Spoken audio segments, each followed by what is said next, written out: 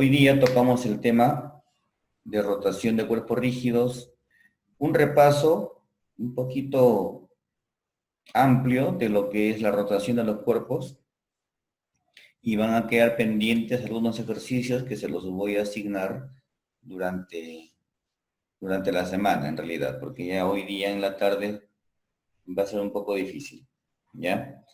Entonces, para tocar este tema, he preparado también un material de diapositivas que espero ustedes puedan compartirlo con claridad a partir de este momento.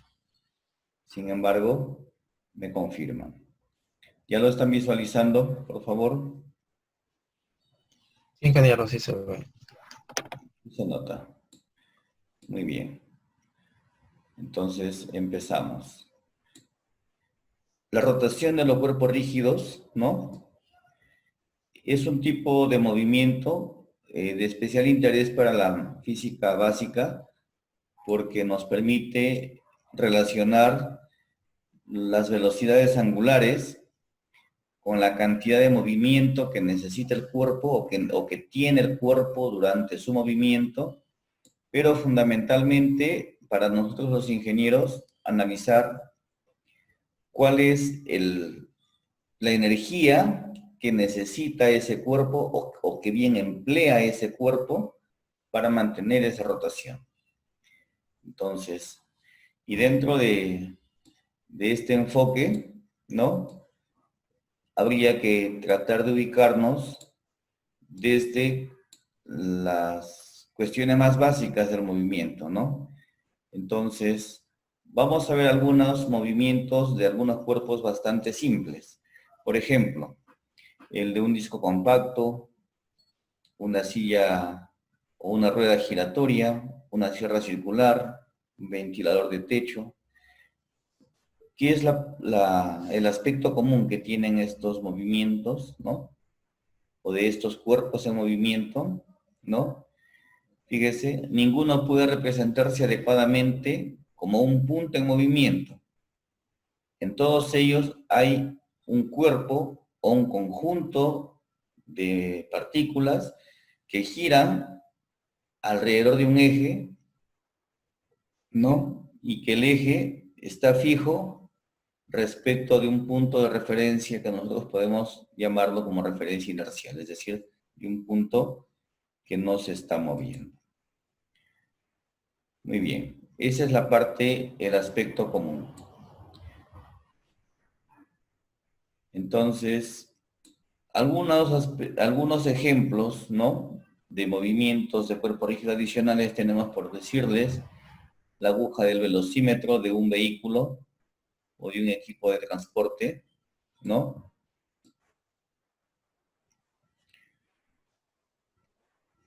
Que normalmente están girando en sentido antihorario respecto de un eje fijo. Respecto de un eje fijo. Y acá tengo un pequeño gráfico que describe esa condición.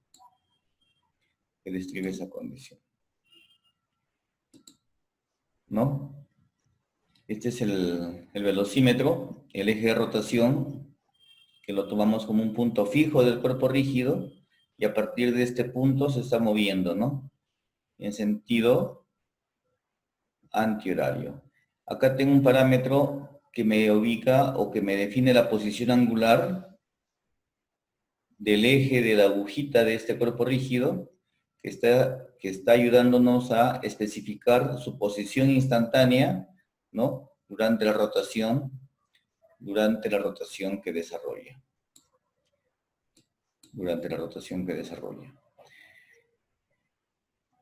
Esto nos va a ayudar más adelante a darle sentido físico a la velocidad angular. No es lo mismo que el cuerpo gire en sentido antihorario o que gire en sentido horario. Y todas las velocidades hasta el momento lo hemos tomado como parámetros vectoriales, ¿no? Sin embargo, la velocidad angular, que vendría a ser la variación de este ángulo en el tiempo, para nosotros, a partir de este tema, tiene una significancia, ¿no? Tiene una significancia también vectorial, que poco a poco lo vamos a ir también aclarando. ¿De acuerdo? Entonces, el ángulo, ¿no?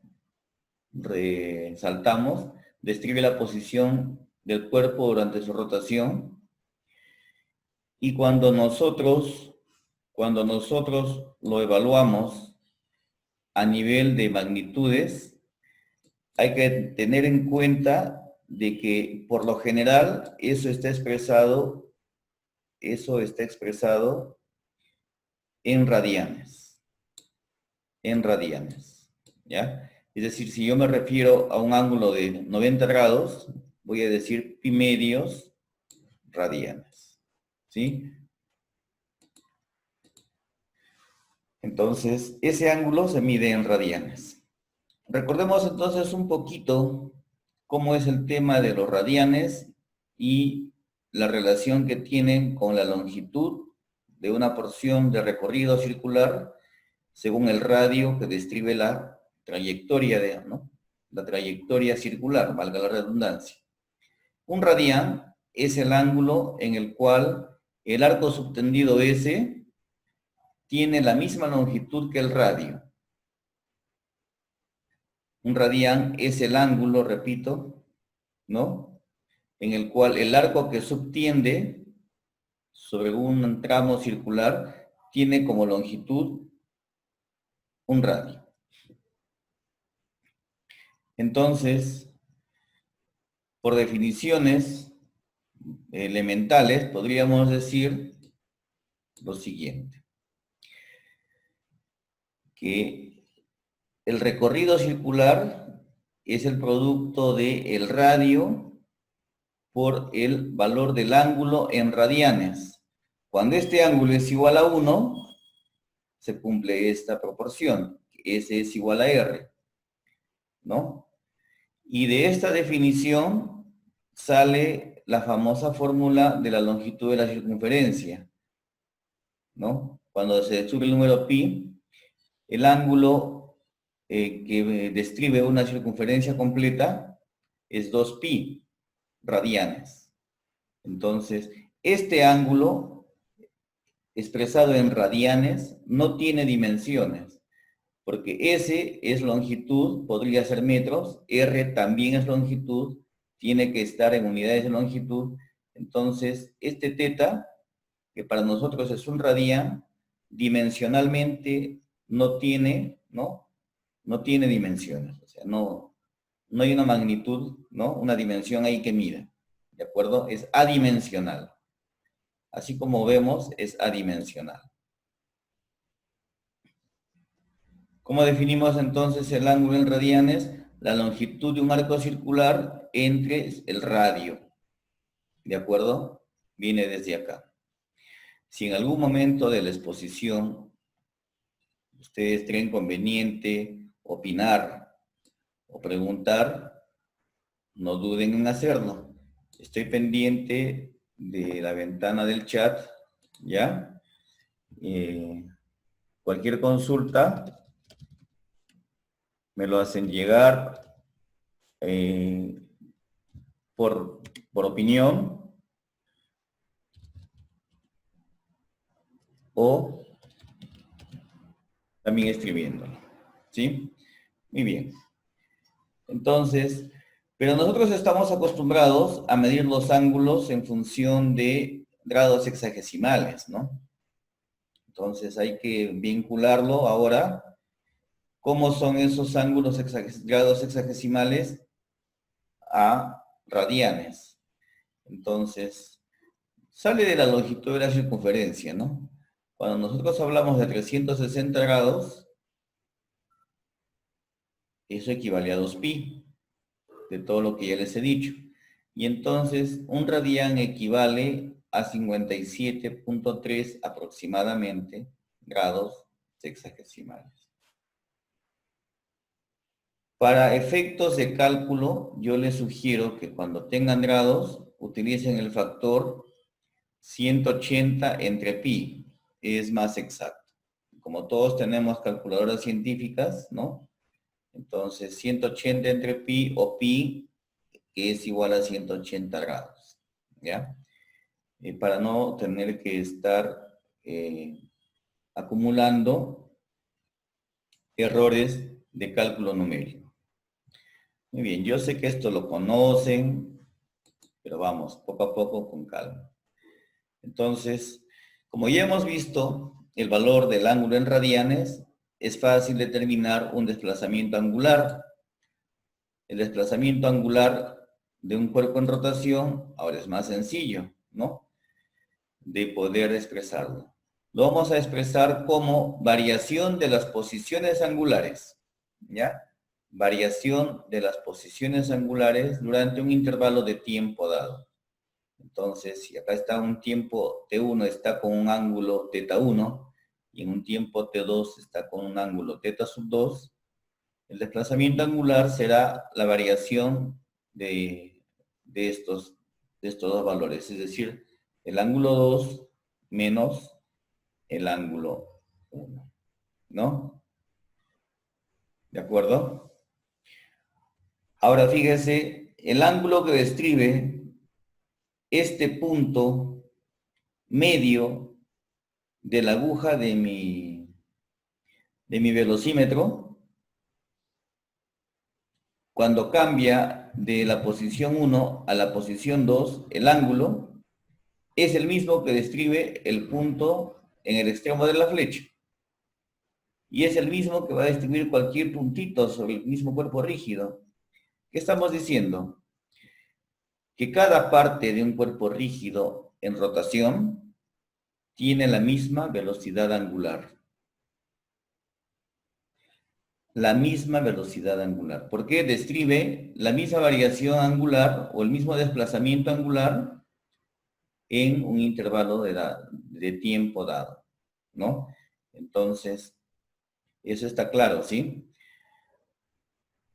Cualquier punto de un cuerpo rígido en rotación, ¿no? Tiene la misma velocidad angular. O expresado de otra manera, todos los puntos que están dentro de un cuerpo rígido en rotación tienen la misma velocidad de giro, la misma velocidad angular de giro.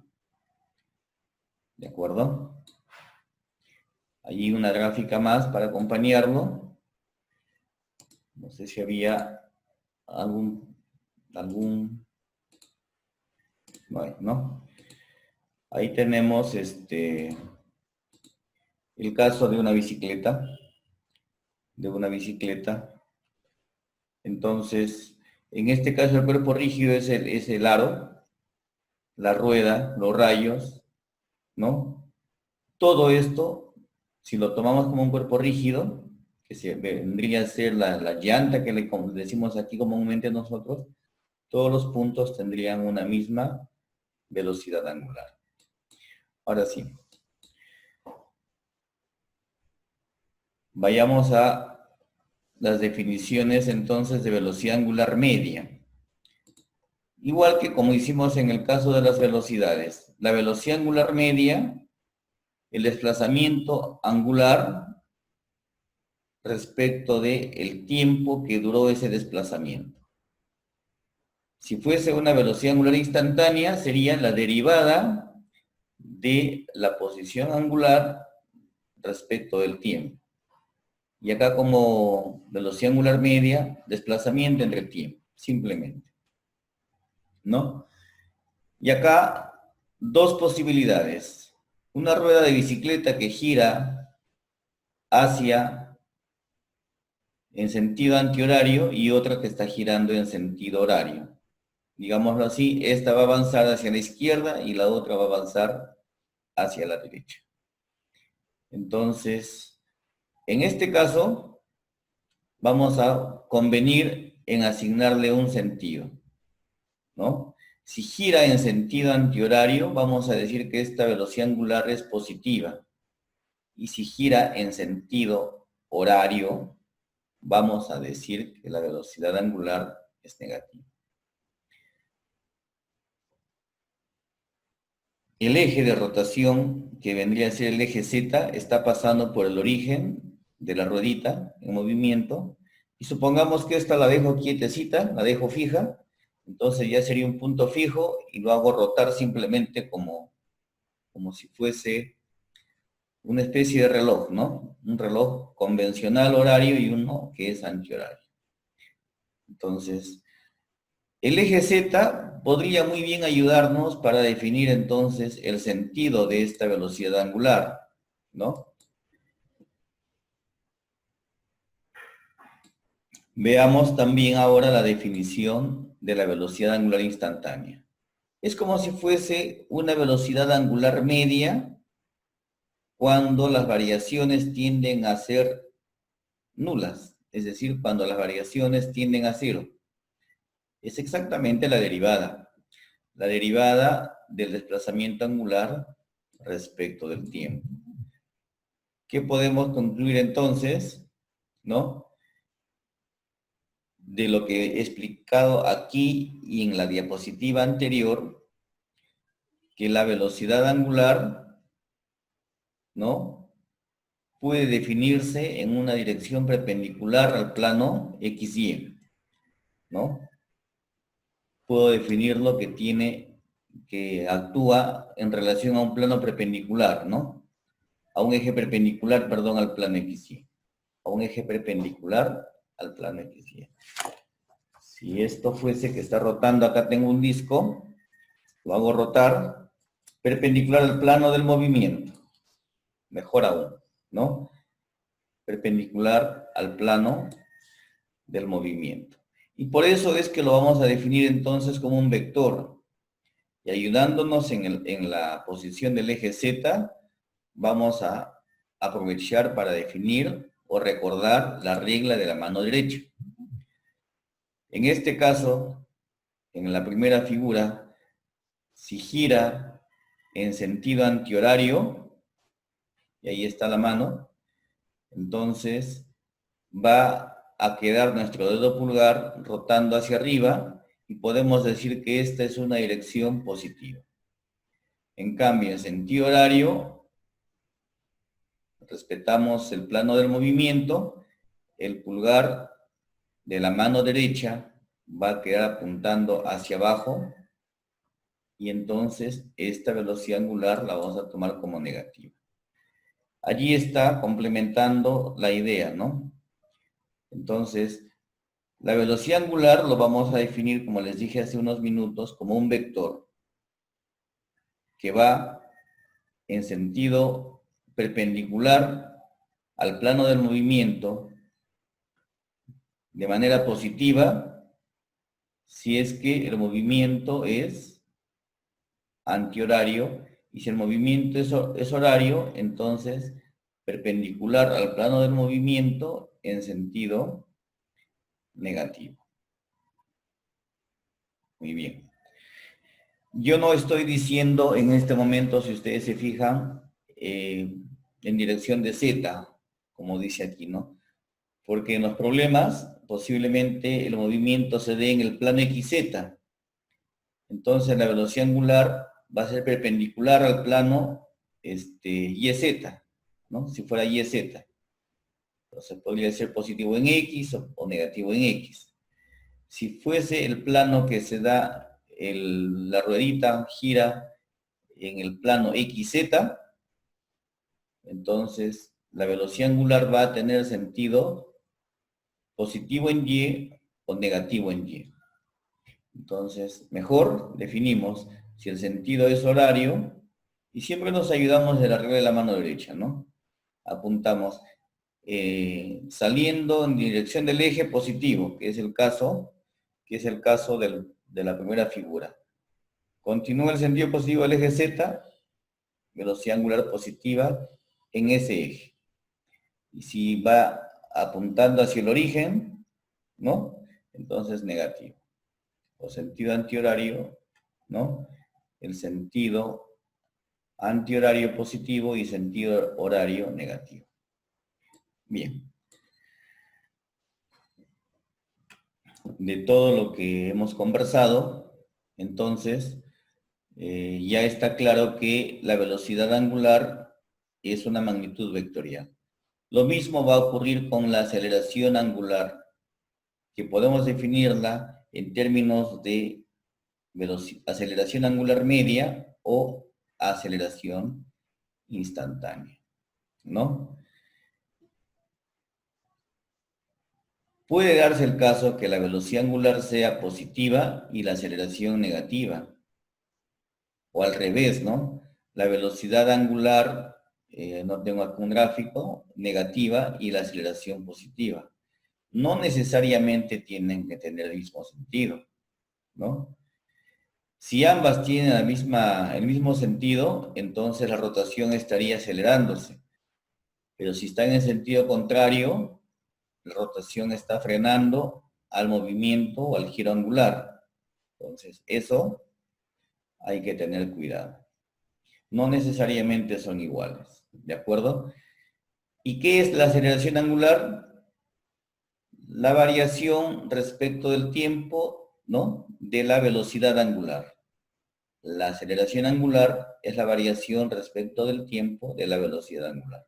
Si esto lo evaluamos como diferencias entre dos instantes bastante o identificados, ¿no? Con una duración significativa, entonces hablamos de aceleración media. Pero si esos cambios de velocidad angular lo evaluamos respecto de un lapso de tiempo, de una variación muy pequeña, que no es tan significativa, que llega a ser incluso infinitesimal, hablamos de aceleración instantánea. Hemos definido dos conceptos entonces de las rotaciones, ¿no? Que son velocidad angular y aceleración angular.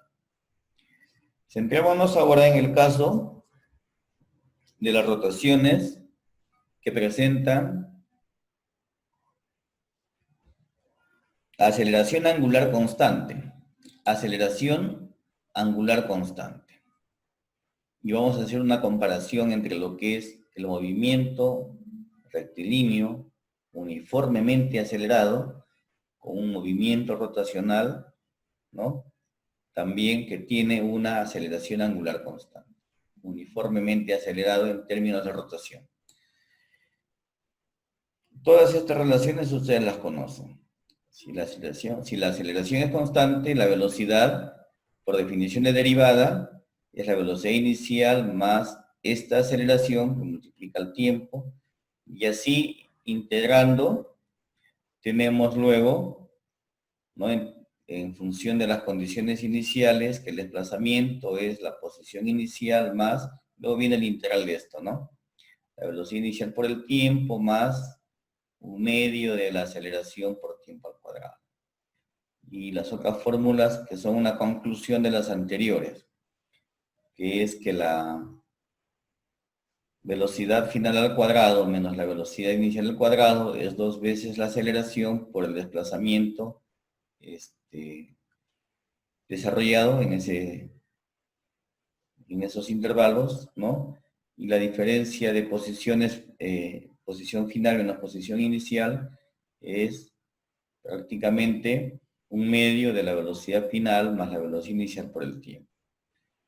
Aquí el tema va a ser similar, solamente que en lugar de hablar de aceleración en términos lineales, vamos a hablar de aceleración en términos angulares.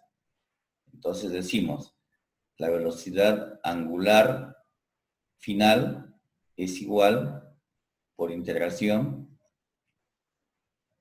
a la velocidad angular inicial más la aceleración angular, que es constante, por el tiempo. Aquí igual. El ángulo desarrollado final es igual al ángulo de partida, la posición angular de partida, más la velocidad angular por tiempo, más un medio de la aceleración angular por tiempo al cuadrado. Como ven, es lo mismo, ¿no? Es lo mismo, pero aquí estamos hablando en términos angulares. Y estas relaciones entonces también se puede concluir con total facilidad, ¿no? Por las mismas deducciones que hemos usado en movimientos rectilíneos que tienen aceleración constante. Bien, eso para las fórmulas. Los ejemplos de esta clase los voy a dejar como tarea individual, ¿ya? Y acá tenemos algunos por desarrollar. Es bastante sencillo, por eso lo estoy dejando en forma individual. Me piden calcular el ángulo en radianes que subtiende un arco de 1,5 metros, sabiendo que el radio tiene 2,5 centímetros, 2,5 metros de radio. Entonces, esto es más que un radián, ¿no? Me piden los radianes, cuánto es el valor de ese ángulo en grados. En la parte B, cambia la pregunta, un arco dice ahora de 14 centímetros de longitud en la circunferencia de un círculo, subtiene un ángulo de 128. Acá me lo están dando en grados hexagesimales. Y luego que me dan este valor en grados hexagesimales, me pide el valor del radio. Entonces, son ejemplos sencillos. Luego, por favor, lo resuelven individualmente. ¿Ya? Entonces, continuamos. Acá tenemos otro problemita parecido, ¿no? Me dan características del volante de un automóvil, ¿no? Que está en prueba. Con los datos que me están aportando, me piden calcular la aceleración angular media y luego su aceleración instantánea para un tiempo de 6 segundos. ¿Sí? Entonces, vean de que para poder encontrar la aceleración angular media, tienen acá una función del ángulo en función del tiempo. Entonces van a poder encontrar la velocidad angular instantánea y también la aceleración angular instantánea. Derivando, ¿no? Usamos las definiciones. ¿De acuerdo? Estoy dando algunas ideas solamente para que ustedes resuelvan. En este ejercicio, me dan la hélice de un avión que está girando a 1900 revoluciones por minuto. Me pide calcular la velocidad angular en radianes por segundo. Y el tiempo que demora en girar 35 grados. Esto de acá también está bastante sencillo, ¿de acuerdo? Quienes tengan alguna duda, quédense con la siguiente idea. Una revolución en radianes es 2 pi radianes. Entonces, con eso van a poder transformar la revolución a radianes y luego va a quedar ya no en revoluciones, sino van a poder expresar la velocidad angular en radianes por segundo. Equivalencia, una revolución, 2 pi radianes, ¿no? Para esta partecita hay diferentes formas de hacerlo.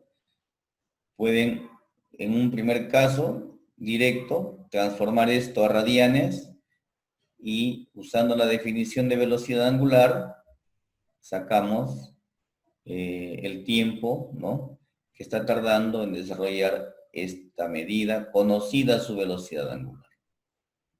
Resuelto. Resuelto.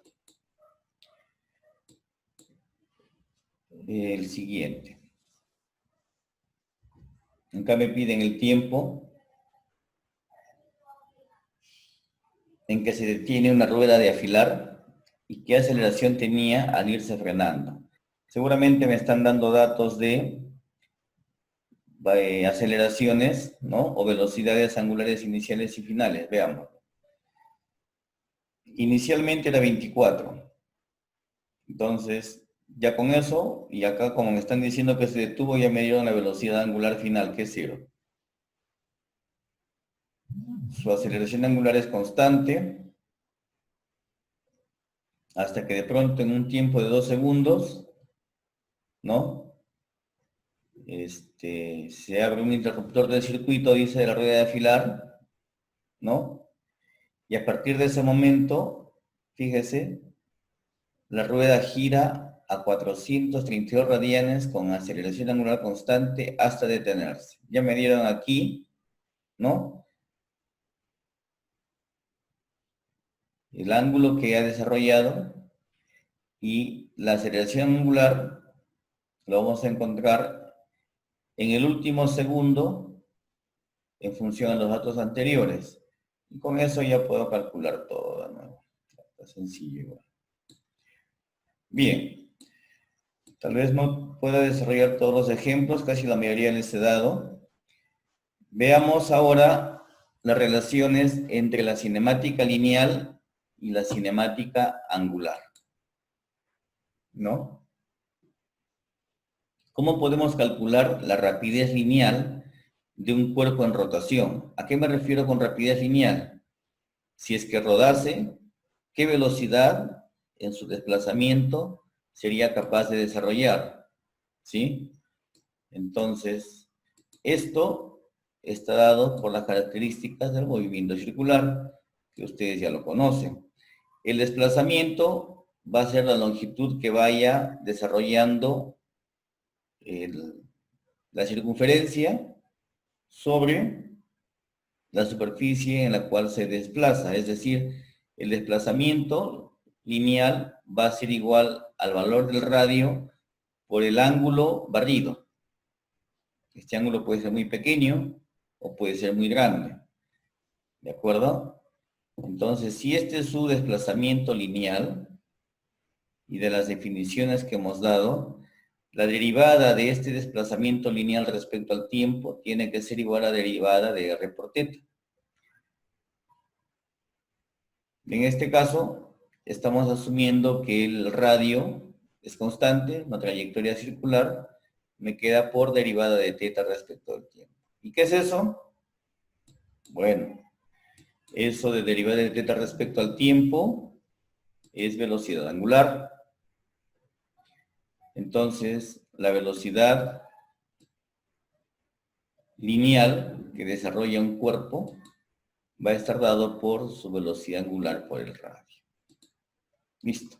Ahí tienen el esquema completo y las ecuaciones que lo complementan. También ya lo sabían. También ya lo sabían.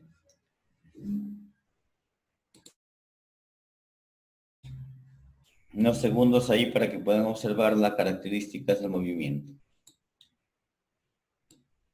¿No?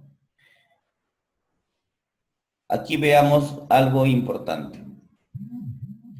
La velocidad lineal es igual al producto de la velocidad angular por el radio.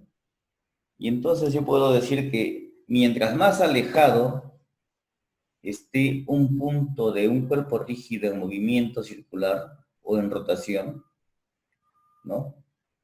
Su velocidad lineal va a ser más grande.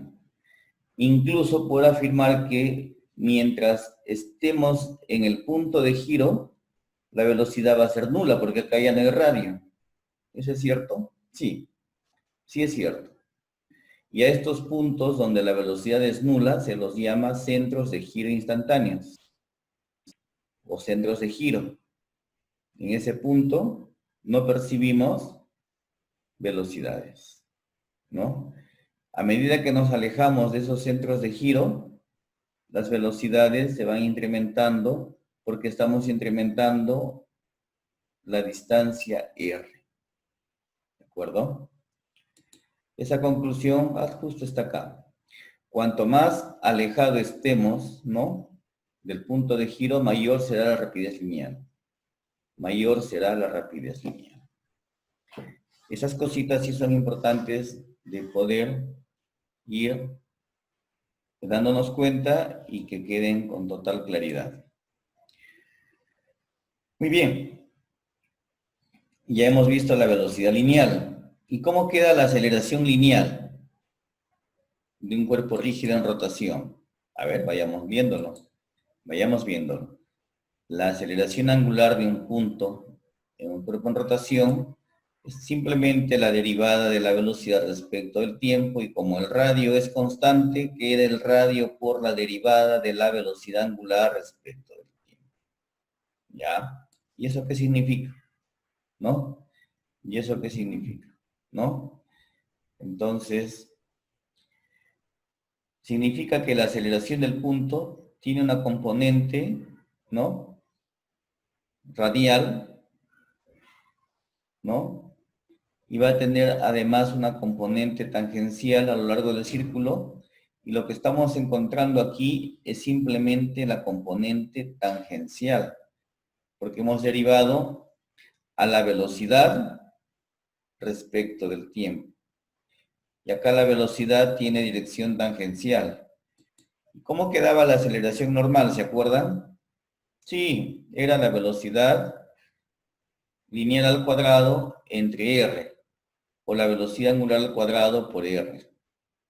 Ya está.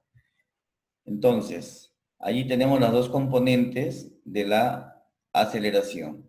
La componente tangencial, radio por aceleración angular, entonces, es esta derivada, y la componente normal o radial o centrípeta, ¿no? Según diferentes autores, que es la velocidad angular al cuadrado por el radio. ¿De acuerdo? Esas son las dos componentes de la aceleración lineal para un cuerpo en rotación. Muy bien.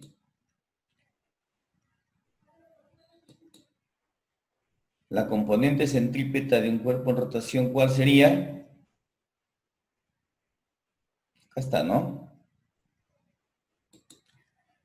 Claro. Velocidad al cuadrado entre r, o bien la velocidad angular al cuadrado por el radio. Es lo mismo. Ahora la energía de un movimiento, la energía de un cuerpo rígido que tiene movimiento rotacional, ¿no? Esto ya depende del momento de inercia. Vamos a revisar entonces un nuevo concepto, que es el momento de inercia, ¿no? El momento de inercia. Cuando un cuerpo rígido gira sobre un eje fijo, ¿no? La rapidez de una partícula viene dada por la velocidad angular, por el radio medido a partir del centro de giro, ¿no? Entonces, cuando hablamos de un cuerpo rígido, hablamos de diferentes partículas que tienen diferentes valores de radio, ¿no? Pero para un mismo valor de radio, la velocidad va a ser idéntica, ¿no? ¿De acuerdo? Entonces, analicemos la energía cinética de una partícula, de una sola. Entonces, un medio de la masa de la partícula por la velocidad que tiene la partícula al cuadrado. Reemplazando el valor de la velocidad lineal, un medio de la masa, velocidad angular por el radio, ambas al cuadrado. A partir de aquí, por favor, sí concéntrense, porque todo lo que hemos mencionado hasta el momento, de alguna forma, para ustedes era conocido. A partir de acá les pido, por favor, que presten bastante atención. ¿Ya? Bastante atención. Entonces, como estamos hablando de un cuerpo rígido, ahora hay que hacer la suma de las energías cinéticas de todas sus partículas. De todas. Entonces, por cada partícula hay que calcularle su energía cinética. Entonces, cada una tiene una masa diferente, tiene un radio diferente, pero tienen todas la misma velocidad angular. ¿Sí? Todas tienen la misma velocidad angular. Cuando nosotros hacemos la sumatoria, el 1/2 y la velocidad angular al cuadrado pueden tomarse como constantes, salen fuera, y me queda que esta velocidad angular al cuadrado dividida entre 2 va a multiplicar entonces a la sumatoria de cada masa multiplicado por su radio al cuadrado, por su radio con el que está girando, ¿no? Al cuadrado. Este es fundamental, esta fórmula, ¿ya? Y acá nace el concepto, pues, de momento de inercia, ¿no? el momento de inercia. ¿Cuál es el momento de inercia? ¿No? Es esto que está aquí, la sumatoria de las masas por los radios al cuadrado. Y entonces es más fácil ahora, en base a este concepto, definir la energía cinética rotacional de un cuerpo rígido. Diremos un medio, en lugar de todo esto colocaremos momento de inercia por la velocidad angular al cuadrado. Cuando enfrentemos problemas, seguramente nos van a dar una serie de partículas con diferentes masas, a veces con la misma masa y diferentes posiciones, que hay que encontrar primero su momento de inercia. La masa por el valor del radio de giro de cada masa al cuadrado, sumamos eso y recién podemos calcular la energía cinética rotacional, ¿no? ¿De acuerdo? Entonces, la energía cinética rotacional vamos a calcularla fácilmente como la suma de las energías cinéticas de las partículas individuales que componen el cuerpo rígido en rotación.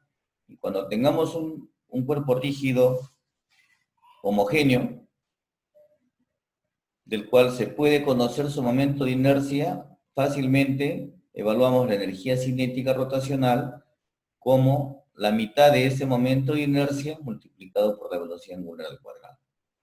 Y ahí tenemos una primera ecuación de mucha importancia en esta etapa del tema que estamos desarrollando. Interpretación física de este momento de inercia. Entonces, tenemos nosotros lo siguiente, ¿no?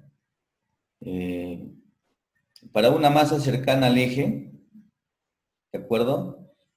El momento de inercia es pequeño y es fácil hacer girar entonces, es fácil hacer girar el aparato. Pongamos acá las masitas bastante cercanas del eje de giro. Pero si estas masas yo las alejo, ¿no? Estas masitas que están pintadas como unos cilindros de color anaranjado, yo lo alejo, me va a costar más ponerlo en rotación. ¿Por qué? Porque necesito más energía. ¿Y por qué necesito más energía? Porque su momento de inercia es mayor. Y la energía, ¿no? Recuerden, en el caso anterior estaba dado de rotación, la energía cinética rotacional estaba dado por el momento de inercia por la velocidad angular al cuadrado. Y igualmente, ¿no? Si yo tengo que estas masas están moviéndose, va a ser más difícil detenerlo si las masas están separadas. Es más fácil poderlo detener cuando están cerca, ¿no? Entonces, esto lo utilizan muy bien algunos mecanismos que funcionan con vehículos, los atletas, los patinadores, los nadadores, lo utilizan muy bien esta definición, ¿no? Entonces, ahí tengo un primer caso de un momento de inercia pequeño. Un momento de inercia mayor, como les decía, cuando las masas están más separadas. Entonces, se hace más difícil girar el aparato o se hace más difícil frenarlo también, ¿no? Por su elevada inercia que tiene de giro. Por su elevada inercia de giro. ¿Y quién le da esa inercia? El momento de inercia, ¿no? El momento de inercia. Entonces, es importante que conozcamos algunos momentos de inercia para objetos sólidos que son bastante usados en los problemas. Acá tenemos dos ejemplos, ¿no? Una varilla delgada, ¿no? Cuyo eje de giro está al centro. Y acá una varilla delgada cuyo eje de giro está a un extremo. Entonces, en el primer caso es la longitud de la varilla al cuadrado por la masa de la varilla entre 12. Y en el último caso, la longitud de la varilla al cuadrado por su masa dividida entre 3.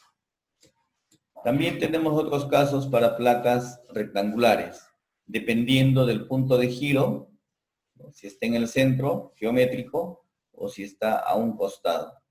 Ahí tienen ustedes el valor de los momentos de inercia ya deducidos. Estos se han deducido en función a las integrales, donde nosotros hacemos sumatoria de las masas por los radios, decimos sumatoria de los radios de giro, ¿no? De los radios de giro al cuadrado por el diferencial de masa. Y ahí, bueno, integrando eso salen estos valores, ¿de acuerdo? Integrando eso salen estos valores. Entonces, este momento de inercia físicamente nos da una medida de la tendencia que tiene un cuerpo para seguir en movimiento o para ponerse, ¿no? O para romper su inercia en realidad. Resistirse a los cambios de su movimiento traslacional. Si ya se está moviendo, y tiene un gran momento de inercia, va a ser más difícil que lo detengamos. Y si está en estado de reposo, va a ser más difícil que lo pongamos en movimiento si tiene un gran momento de inercia, ¿no? Una aplicación, les voy a comentar de esto, a los elementos de máquinas que nosotros manejamos a nivel de ingeniería, ¿no? Cuando tenemos equipos que necesitan operar con un eje de rotación, motores que accionan volantes para chancadoras, para molinos, etcétera, ¿no? Nosotros necesitamos que en el término del proceso, cuando apaguemos el equipo, la máquina no pare de golpe, porque eso podría causar problemas de inercia e incluso podría crear fallas mecánicas muy desastrosas. Entonces, ¿qué se hace? Se utilizan volantes de rotación, ¿no? Se desacopla el volante durante el movimiento normal, pero cuando se hace la desactivación de la máquina, este volante se acopla y todo sigue en movimiento hasta que por su propia inercia, poco a poco, se va deteniendo. Como está en una gran inercia de giro y el volante tiene justamente las masas bastante separadas del eje, entonces ese gran momento de inercia que absorbe, ¿no? Hace que sea más difícil que se pare. Y entonces el punto de detenimiento del equipo, ¿no? Y de los elementos mecánicos que están vinculados a ese eje es más pausado, es más tranquilo, ¿no? Es más paulatino, ¿de acuerdo?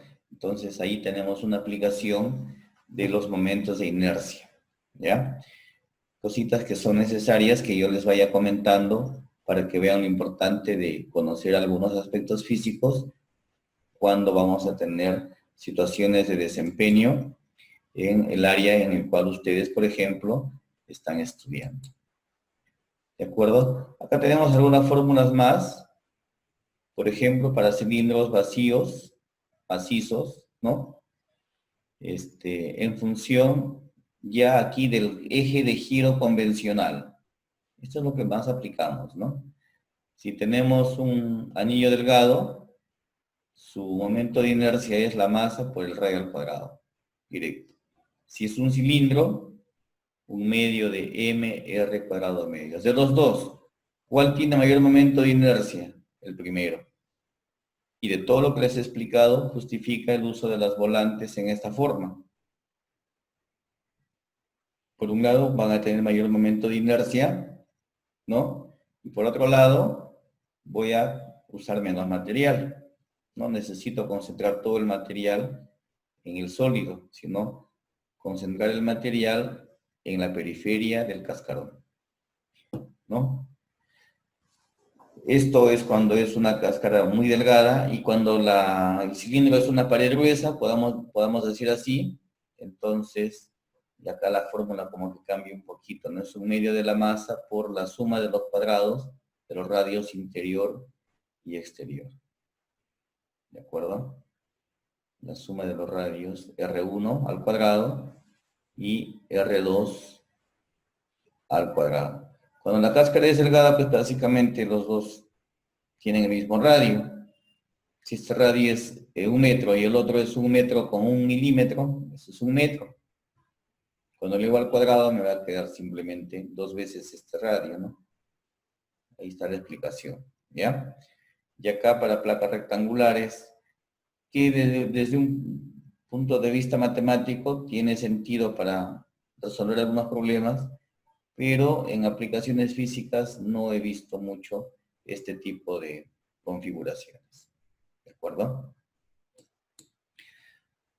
Bien, entonces ahí tenemos, complementamos los elementos que sí se utilizan, por ejemplo, los cilindros. Esto ya lo hemos visto en la vista anterior. Y el caso de las esferas también, ¿no? Bueno, ahí se ha encargado para que no se vea tan vacía esta diapositiva. Para esferas sólidas, 2/5 de la masa por el radio de la esfera al cuadrado, y para una esfera hueca de pared delgada, 2/3 de m por el r cuadrado. ¿Cuál es mayor? ¿Cuál es mayor? ¿2/5 o 2/3? 2/3 es mayor, ¿no? Entonces acá también ven la utilidad de concentrar las masas fuera lo más alejadas posibles del centro de giro. Correcto. Por el tiempo que veo que me está ganando, voy a hacer un énfasis en la teoría. Recuerden que los problemas que estoy dejando es una tarea individual, ¿ya? Esto sí es importante. El teorema de Steiner o el teorema de los ejes paralelos, ¿no? Cuando yo tengo que calcular el momento de inercia respecto de un eje paralelo al eje de giro, ¿no? Entonces, cualquier momento de inercia paralelo al eje que pasa por el centro de masas se calcula de esta manera, ¿no? Entonces, el momento de inercia respecto a un eje paralelo al centro de giros es el momento de inercia en el centro de masas, por favor, ¿no?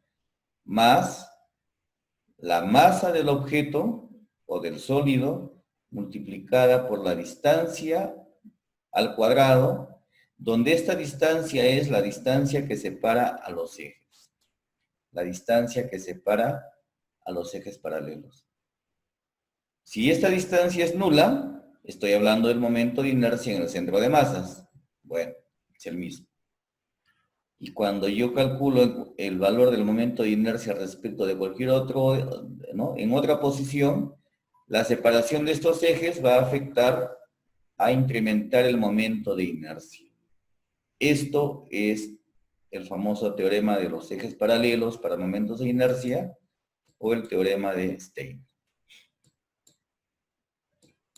Los cuerpos rígidos difícilmente se mueven únicamente rotando o únicamente desplazándose, ¿no? Entonces, el movimiento de un cuerpo rígido es combinado. Se traslada a la vez que puede ir rotando. Entonces, apliquemos la segunda ley de Newton para este caso, para analizar la traslación y rotación combinadas en un cuerpo rígido.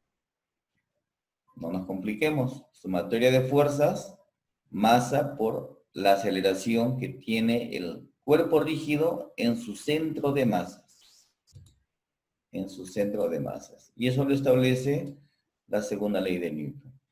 Pero como nosotros ya hemos visto el tema anterior del momento de inercia, entonces podríamos calcular en analogía al movimiento rotacional de la segunda ley de Newton, que la sumatoria, ¿no? La sumatoria de los pares torsores es igual al momento de inercia en el centro de masa por su aceleración angular. En las referencias que estoy usando, este torsor, momento de giro, torsor o torca también lo hemos encontrado. Entonces, ICM es el momento de inercia respecto a un eje que pasa por el centro de masas. La sumatoria de los tau z, aquí estamos usando la palabra torca, incluye todos los torsores, ¿no? O todos los torques externos con respecto a este eje. Y queda un torque, el producto de una fuerza multiplicada por una distancia R, ¿no? Es el efecto de el momento, ¿no? Un momento. Esta ecuación es válida siempre que el eje pase por el centro de masas y que el eje no debe cambiar de dirección. O sea, que el cuerpo no me hace un movimiento como un trompito, ¿no? ¿De acuerdo? No me hace el movimiento de un trompo. Acá perfectamente podemos aplicarlo, ¿no? El eje no cambia de dirección, siempre va a estar perpendicular al plano del movimiento. ¿De acuerdo?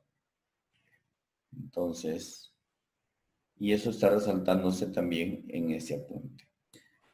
El torsor o torque, para recordar, la fuerza por su brazo de palanca, ¿no? Entonces, eso es el torque, ¿de acuerdo? El momento de una fuerza. El momento de una fuerza. El momento de una fuerza.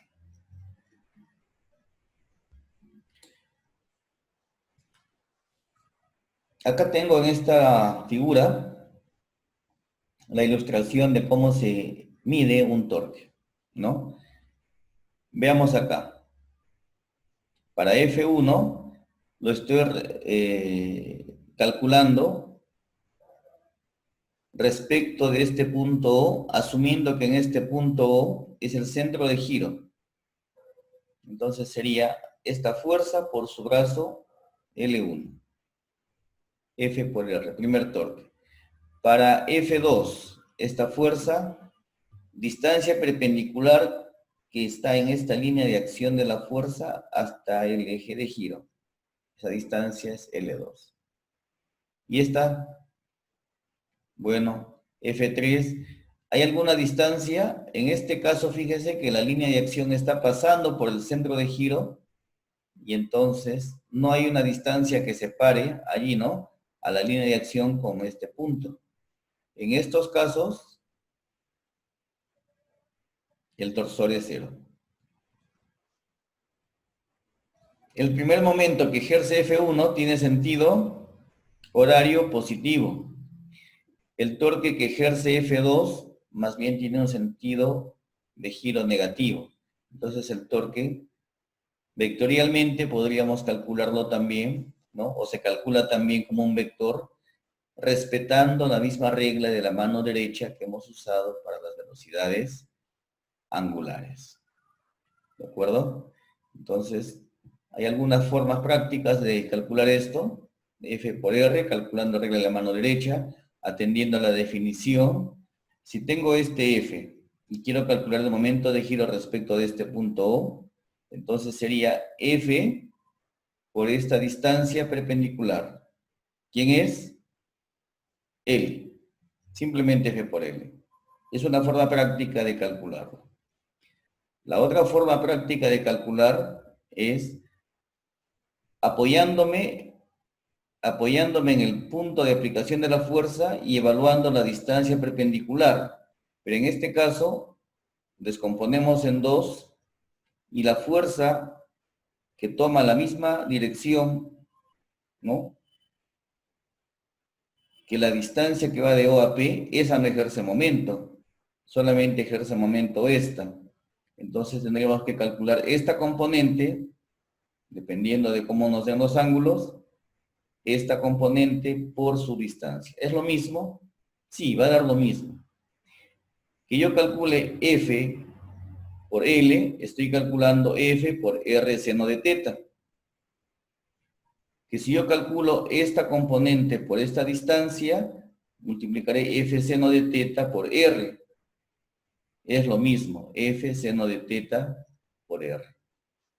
Entonces, puedo usar la fuerza tangencial por el radio que separa a esa fuerza respecto del centro de giro.